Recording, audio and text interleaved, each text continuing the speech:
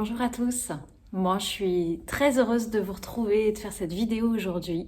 J'avais très envie de vous parler des personnages, des rôles qu'on incarne, parce que c'est quelque chose que j'ai traversé et que je continue de traverser aujourd'hui. Et je me rends compte à quel point on peut se raconter des histoires, à quel point on peut être dans une forme d'inconscience, même quand on croit être conscient. Et j'avais vraiment envie de vous parler un peu de ce processus-là. Et pour ça, je voulais revenir un petit peu, faire un déroulé en fait de la manière dont on s'affuble petit à petit au fil de notre existence de personnages. En fait, quand on arrive sur cette terre, on peut imaginer, je sais pas si vous avez eu l'occasion déjà de regarder des bébés, on voit bien que les bébés, ils sont dans cet instant présent total, ils sont avides de découverte, ils sont incarnés dans cet instant présent, ils passent d'une émotion à une autre, avec vraiment beaucoup d'aisance et de facilité, sans forcément s'accrocher à ce qu'ils manifestent. Et puis petit à petit, au fil de l'évolution, au fil de l'incarnation, on va être amené à rencontrer tout un tas de points de vue, de jugements, de caractéristiques qui vont souvent nous être servis par l'extérieur, c'est-à-dire par notre famille, par la société, par le milieu scolaire. Et toutes ces caractéristiques, on va venir les prendre et les mettre dans une espèce de carte d'identité personnelle. Donc, vous pouvez tout petit, par exemple, avoir eu de la famille ou des parents qui ont dit que vous ressembliez à votre grand-père ou que vous aviez le même nez que la grand-mère, vous aviez le même caractère que le grand-oncle. Et puis, au fil de vos expériences, on a pu dire de vous que vous étiez un petit garçon ou une petite fille très pleurnichard ou qui faisait beaucoup de caprices, qui adorait manger, qui n'était pas prêteur, qui était bon élève, qui était mauvais en maths, etc., etc. Et toutes ces caractéristiques, petit à petit, vont venir s'imprégner, s'imprimer à la fois dans vos cellules et dans vos pensées. Et il y a un moment donné, quand on est petit, où on arrive à jouer avec toutes ces caractéristiques, on va pouvoir passer, savoir qu'elles s'intègrent à nous sans forcément qu'on se mélange à cette caractéristique-là.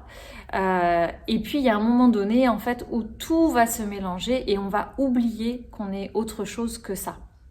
On va devenir ces personnages-là. Et donc, on va commencer à créer notre monde à partir de ces personnages-là. Donc, si on est mauvais en maths, si on nous a dit qu'on était mauvais en maths, cette caractéristique va s'imprégner et donc on va se créer une espèce de monde intérieur qui va bientôt se refléter dans notre monde extérieur et qui va venir valider cette croyance et cette caractéristique. Donc on continue d'avancer comme ça et puis nos personnages intérieurs, nos petites marionnettes intérieures vont continuer de s'agiter en nous et puis on va oublier que ces marionnettes ne sont que des choses qu'on s'est ajoutées pour créer notre personnalité. On va devenir ces marionnettes. Donc ces personnages, en fait, on va composer avec eux au fil de nos expériences. Et puis, il y en a certains qu'on va plutôt bien aimer, qui nous portent, qui sont plutôt des facilitateurs. Et puis, il y en a d'autres qu'on va pas du tout aimer. Le masochiste, le coléreux, le colérique, je sais pas trop comment on dit, etc. Et donc, soit on va acheter, en tout cas, tous ces personnages, et pour certains, on va les valider et d'autres, on va être totalement en réaction. Donc tout ça, ça va créer des espèces de jugements, de torts, d'émotions, de pensées, de croyances. Et tout ça, tout ce gloubi-boulga va se mettre en place petit à petit. Et donc, on va devenir totalement ce personnage, ces personnages. On plonge totalement. C'est comme si on prenait ce bébé et on le plongeait totalement dans cette eau. On ne l'a pas fait forcément en une fois, on le met au fur et à mesure, ce qui fait qu'on ne peut même pas sentir qu'on est dans cette eau tiède. On est totalement immergé dedans, on est dans une forme d'inconscience totale. Et donc on joue. on joue ce personnage.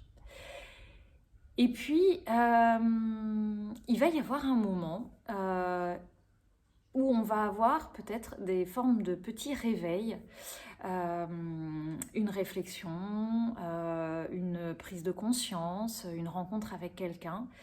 Et puis c'est comme si ces rencontres, c'est comme s'il y avait un espèce de faisceau lumineux qui venait entrer dans une des brèches de ce gros chaudron et qui venait éclairer un petit peu le jeu dans lequel on est.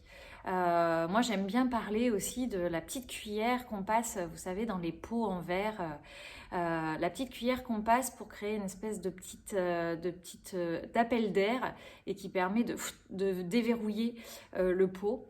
Donc toutes ces petites choses, toutes ces expériences extérieures, la rencontre avec un livre, avec une personne, avec un film, avec un mot, avec une émotion, peuvent servir de petites cuillères pour venir créer une brèche en fait dans ce pot totalement clos, fermé et avec peu d'air en fait. Hein. Et on va commencer à aller se rendre compte qu'il y a quelque chose qui est étonnant, en tout cas c'est comme si on faisait un pas de côté et qu'on se rend compte qu'il y a un truc qui dissonne. Et donc là, c'est un peu la sortie du personnage. Alors il y a des sorties qui se font plutôt en douceur, quand ce sont des petites choses auxquelles on prend conscience, pour lesquelles on a de la conscience en fait. On commence à regarder, ou on pourrait dire aussi qu'on prend un peu de hauteur. Et donc c'est comme si en fait on était dans une forme de prise de conscience, et parfois ça peut être plutôt doux. Et puis parfois on prend conscience de certains personnages avec lesquels on vit en fait, avec lesquels on est totalement amalgamé depuis parfois des années. Et là, ça peut être douloureux, et je vous en parle parce que je viens de le traverser vraiment il y a peu de temps. J'ai pris conscience d'un personnage que j'avais créé dans une relation voilà, avec quelqu'un de ma famille. Et en fait, le personnage s'est totalement effondré, et j'ai vu qu'en fait, la relation, je l'avais totalement construite et qu'il pouvait exister autre chose. C'est-à-dire que je découvrais l'autre aussi sous un autre angle. Et là, j'étais dans le cœur en fait à ce moment-là. Et quand tout s'effondre, c'est extrêmement douloureux et parfois très difficile, parce que c'est comme si on s'était construit sur une illusion depuis des années. On s'était raconté des histoires depuis des années. Donc quand il y a cette brèche, on peut avoir deux possibilités. C'est-à-dire que d'un côté, vous pouvez avoir la possibilité de voir les choses et de faire le choix de recevoir les choses. Et puis il y a aussi la possibilité de la réaction, c'est-à-dire qu'on commence à entrouvrir la porte, et puis ce qu'on est prêt à goûter nous fait trop peur, ou oui c'est ça, nous fait trop peur, et en fait on ferme la porte, on n'a pas envie d'y aller. Donc ça c'est la réaction. Et puis d'un autre côté, c'est l'accueil. Donc c'est comment on peut faire quand ça commence à se présenter à nous, ça. C'est d'accueillir au maximum tout ce qui se passe. C'est-à-dire que plus on va être dans la réaction, donc soit acheter totalement ce truc-là, soit être totalement en refus, c'est comme si on ne s'imprégnait pas de ces nouvelles données. Donc c'est pouvoir s'inviter à prendre un peu de recul, peut-être à ne pas oublier qu'on n'est pas ce personnage-là. Donc prendre comme une position presque de réalisateur qui regarde la scène et qui va aller découvrir ce personnage et aller l'accueillir en fait dans un espace de lumière beaucoup plus présent, pour qu'il puisse, sous cet effet lumineux, à la fois se détendre et puis être vu avec beaucoup d'amour et éventuellement fondre. Alors, c'est vrai que quand ça fond, vous imaginez bien, ça crée un espace de qui je suis vraiment si je ne suis plus ça. Et ça aussi, ça peut être déroutant. Et ça aussi, c'est à accueillir, c'est à inviter en soi.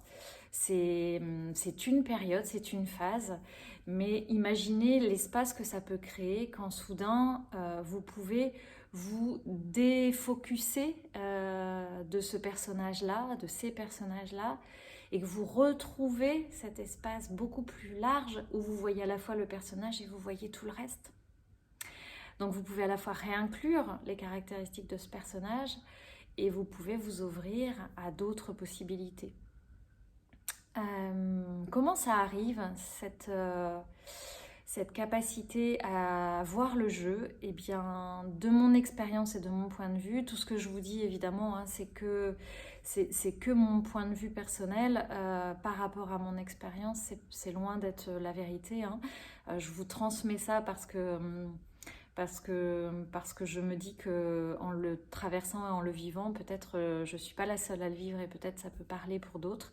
Mais comment on peut être amené à voir les choses? Eh bien, moi j'ai l'impression que c'est qu'on peut rien faire entre guillemets, c'est-à-dire que tout arrive quand c'est juste et quand on est prêt à le recevoir.